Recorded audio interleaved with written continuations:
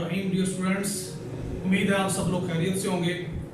आज 10th class का हमारा टॉपिक 10.5 है, जिसमें हम पढ़ेंगे रिपल टैंक। ये लास्ट टॉपिक है इस चैप्टर का, चैप्टर नंबर 10 का।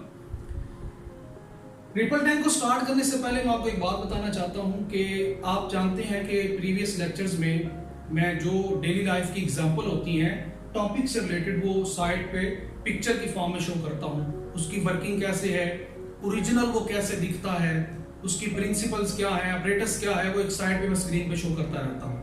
पहली तो बात यह है कि आप उसको लाजमी देखा करें।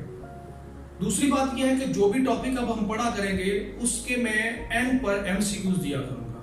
वो एमसीक्यूज अगर आप टॉपिक को अच्छी तरह समझते हैं तो आप सॉल्व कर लेंगे। पेपर पॉइंट ऑफ व्यू से वो बोर्ड के एमसीक्यूज हुआ करेंगे, वो मैं लास्ट पे शेयर कर दिया करूंगा। इसके बाद अगर वो एमसीक्यूज आपसे सॉल्व नहीं होते तो उसकी आंसर की जो है वो इंस्टाग्राम पर जो हमारा पेज है वहां पर जाकर आप चेक कर सकते हैं। अब चलते हैं अपने टॉपिक की तरफ। गौर से समझिए ताकि वो आप एमसीक्यूज भी साथ साथ तैयार कर सकें। चैनल को सब्सक्राइब करना मत भूलें ताकि आपको नोटिफिकेशन आते रहे और आप अपनी स्टडी को अच्छे तरीके से कंटिन्यू रखें। मेरी कोशिश होगी मैं आपके कंसेप्ट हर पल हर दम सही तरीके से जो भी नॉलेज अल्लाह ताला ने दिया है आप तक डिलीवर करता है। टॉपिक है हमारा रिपल टैंक। टैंक आपको पता है एक ऐसे बर्तन को कहते हैं जिसके अंदर कोई चीज हम डाल सकते हैं, स्टोर कर सकते हैं। और रिपल का मतलब क्या होता है, ये एक थरथराने से ताल्लुक रखता है, वाइब्रेट करने से इसका ताल्लुक है। रिपल टैंक की डेफिनेशन ये है, ripple tank is a device to produce water waves and to study their characteristics. ये वाटर वेव पैदा करता है और उसकी कैरेक्टरिस्टिक्स स्टडी करने के लिए उसकी कैरेक्टरिस्टिक्स क्या होंगी, रिफ्लेक्शन हो रही है वाटर वेव में, डिफ्रैक्शन हो रही है या फिर रिफ्रैक्शन हो रही है। ये तमाम चीजें हम रिपल टैंक के अंदर स्टडी करते हैं। ये बड़ा इंपॉर्टेंट टॉपिक है पेपर पॉइंट ऑफ व्यू के हिसाब से। ये लॉन्ग क्वेश्चन पेपर के अंदर आता है, ठीक है जी। तो जितना मैंने लिख दिया आप इतना लिख देंगे तो यकीनन आपको 90% से अबव मार्क्स वो देगा। अब इसकी थोड़ी सी थ्योरी आपने बुक से याद करनी है ताकि आपको जो 10% बाकी बचते हैं वो भी मार्क्स गेन कर सकें। इसका जो ऑपरेटर्स है उसमें सबसे पहले आपके पास एक ट्रे होती है जिसको हम क्या कहते हैं, shallow tank of water. Shallow tank of water वो एक ट्रे टाइप होता है, ठीक है। इसके ये थोड़ा सा डीप होता है ताकि उसके अंदर पानी खड़ा हो सके, जिसके लिए हम इस लफ्ज शैलो इस्तेमाल करते हैं। ये एक पैडल लगा हुआ है, यानी इसके ऊपर एक इस तरह करके एक पैडल रख दिया जाता है। पैडल के ऊपर मोटर होती है। जब ऑसिलेटिंग पैडल, जब मोटर चलाते हैं, इलेक्ट्रिक मोटर जो मैंने शो किया हुआ है इलेक्ट्रिक मोटर, और ये स्विच है आपको पावर सप्लाई देने के लिए, ऊपर लैंप लगा हुआ है ताकि जो वेव्स की इमेज हो नीचे मेज के नीचे पड़े हुए पेपर के ऊपर, प्रोजेक्शन पेपर के ऊपर आप बना सके। वो स्क्रीन के तौर पर भी वर्क करता है। जब रोशनी पड़ती है तो जो वेव पैडल से पैदा होती है उसकी तस्वीर नीचे पड़ती है। अब इसकी वर्किंग कैसे होती है, जब आप स्विच ऑन करते हैं तो जो मोटर है ये इस पैडल को, ऑसिलेटिंग पैडल को वाइब्रेट करती है। जब भी कोई चीज पानी के ऊपर वाइब्रेट करती है तो वो वेव पैदा करती है। आप एक टब के अंदर पेंसिल को डुबोएं और ऊपर नीचे करें, वहां पर भी वेव पैदा होगी। वेव आपने देखी हुई है समंदर के अंदर जो है, जब आपको पता है नाइट मून नाइट होती है तो मून नाइट की वजह से समंदर के अंदर बड़ी बड़ी लहरें पैदा होती हैं कशिश की वजह से। तो यहां पर जो है हम पैदा करते हैं with the help of motor, oscillator.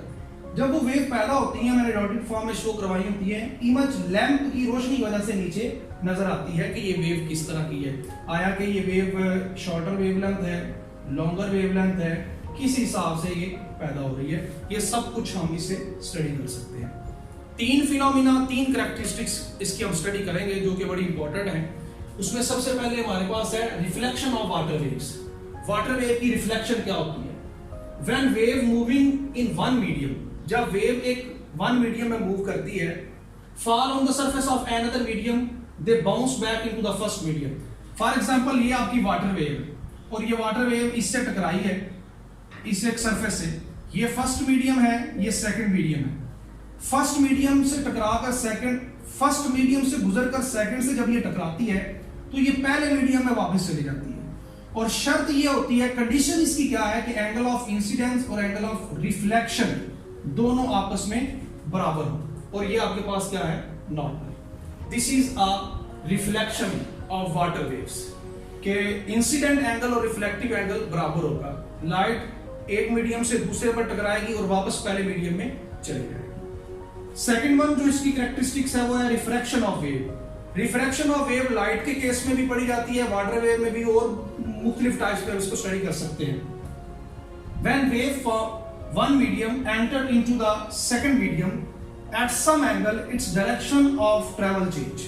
आप ये देखें कि ये एक मैंने हर्डर रखी हुई है, लाइट एक से एंटर हो रही है, ये लाइट एंटर हो रही है, लेकिन जब ये दूसरे मीडियम में गई है, ये फर्स्ट मीडियम है, ये सेकंड, तो जब ये एंटर हुई है एक मीडियम से दूसरे में, तो इसकी डायरेक्शन ऑफ ट्रेवल चेंज हो गई है।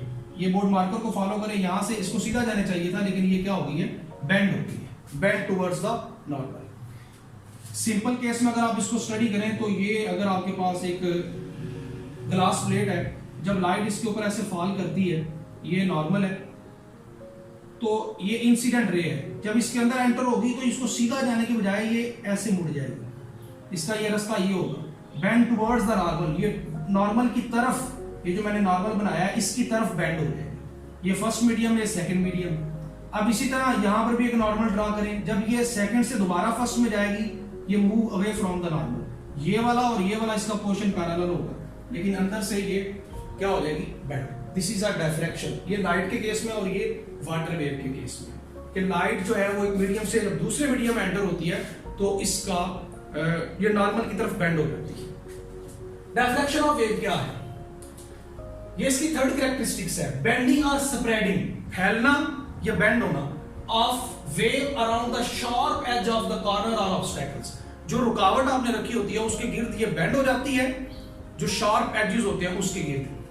और इस केस के अंदर आपकी जो एग्जांपल है वो ये बनेगी, अगर ये वाटर वेव आ रही है, सेंटर में मैंने दो कांटे रख दी, लेकिन दरम्यान में छोटा सा गैप रखा है, जब वेव इसके अंदर से एंटर होगी तो वैसे सर्कुलर पाथ में बेंड हो जाएंगी। इस बेंडिंग ऑफ लाइट को, इस बेंडिंग ऑफ वाटर वेव को हम क्या कहते हैं, diffraction of water waves.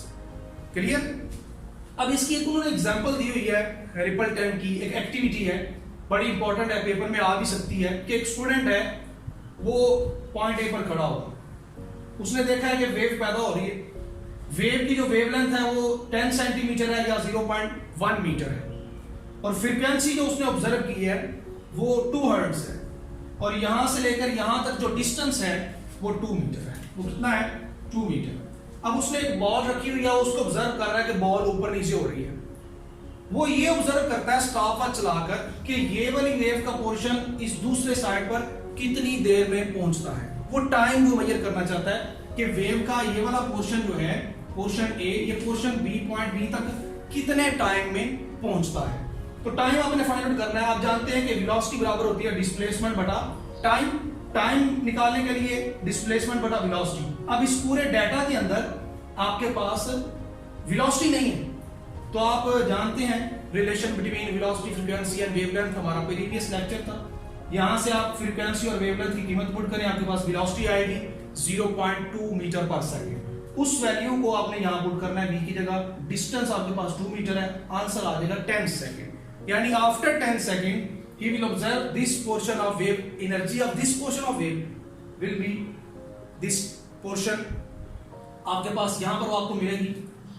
10 second बाद वो देखता है कि पॉइंट ए पॉइंट बी पर पहुंच चुका होता है, यानी कि एनर्जी एक जगह से दूसरी जगह जा चुकी होती है, जिसका फासला 2 मीटर है। ठीक है जी। इसके बाद मैं अब एमसीक्यूज शो करता हूं लास्ट पे इस टॉपिक से रिलेटेड, जो कि पेपर्स में आए हुए, वो लाजमी एक दफा सॉल्व करें ताकि आपको प्रैक्टिस हो जाए। ये क्विज बन जाता है जो कि आपकी याद दहानी के लिए बहुत बेहतर है। चैनल को सब्सक्राइब करना मत भूलें। जो भी क्वेश्चन आपका हो नीचे कमेंट बॉक्स में आप जाएं, आप क्वेश्चन को सॉल्व करने की कोशिश करेंगे इंशाल्लाह। अल्लाह ताला आपका हामी नासर। एक बात मेरी याद रखें, वो ये है कि जब भी न्यूमेरिकल सॉल्व करते हैं तो 3 स्टेप होते हैं उसके, वो डाटा, फाइंड और सॉल्यूशन। डाटा जो दिया होता है, फाइंड जो निकालना होता है और सॉल्यूशन जो आपने सॉल्व करना है। इस स्टेप से करेंगे तो अगर आपको कुछ नहीं भी आता, आंसर नहीं निकलता, फार्मूला नहीं आता, तो इस प्रॉपर तरतीब के आपको मार्क्स देगा। डाटा का एक नंबर, फाइंड का एक नंबर फार्मूले का, एक नंबर आंसर का, और एक नंबर यूनिट लगाने का। तो जो यूनिट है सेकंड वगैरह वो लगाना मत भूलें। ठीक है जी, इजाजत दीजिए।